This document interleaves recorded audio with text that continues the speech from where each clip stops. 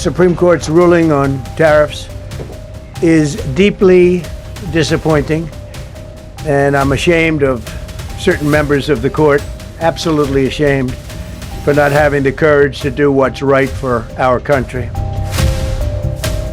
For US President Donald Trump, reciprocal tariffs were the cornerstone of his America First doctrine, both for correcting trade imbalance and to use them as a geopolitical weapon. But the edifice came undone on Friday. The Supreme Court of the United States ruled that Trump's tariffs exceeded his executive authority, that the power to levy tariffs or customs lay with the Congress, not the President. Yet, Trump being Trump, he immediately reimposed tariffs. First, a universal 10% under a different constitutional mandate than the 1977 law under which the Liberation Day tariffs were issued and struck down by the US top court. The president jacked them up further to 15% within 24 hours. So far, so good. But what of the India-US trade deal, an interim agreement for which was signed only last week? कि माननीय प्रधानमंत्री जी ने अपने मित्रता के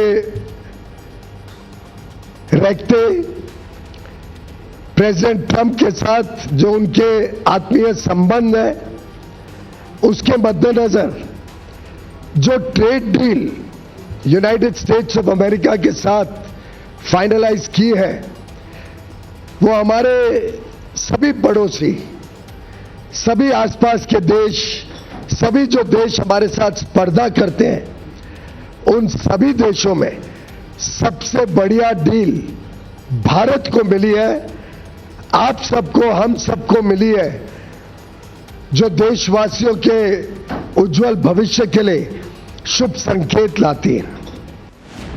What happens to that 18%? And India, US, we have come to an agreement of 18% as a tariff on India. It is an agreement, we've come to an understanding. It has not been signed yet. Okay, the bilateral trade agreement between the US and India. So now, the next thing which Trump did, as soon as the Supreme Court has ruled his orders and tariffs as illegal, Trump went on and announced within an hour that he would impose a 10% surcharge globally. Now, theoretically, what it means is that a 10% tax, import tax, yes, on all goods coming into America. Now, that is a power that he has. Yes, the president has that power under the Section 122 of the Trade Act of 1974.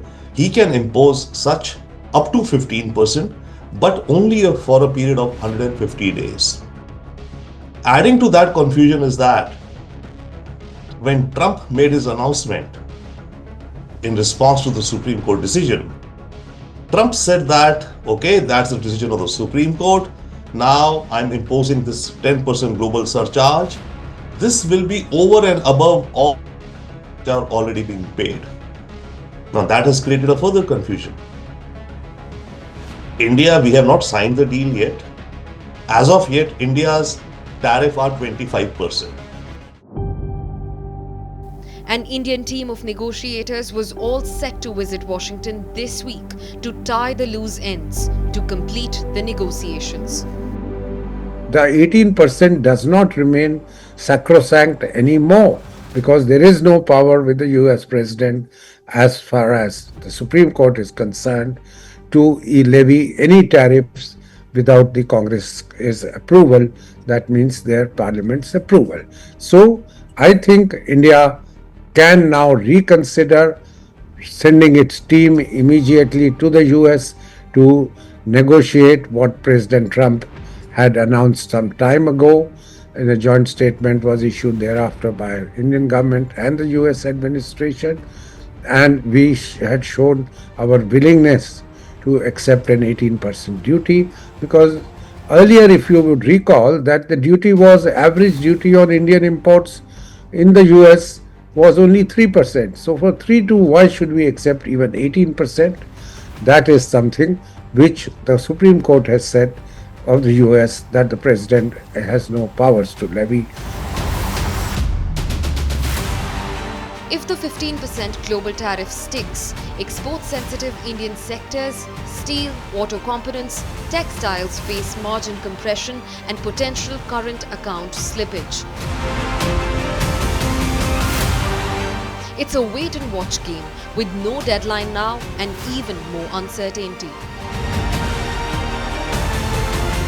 Not directly with me, because that's being handled by Commerce and Industries Minister Piyush Goyal. So what we have is, the Prime Minister and the President had their conversation.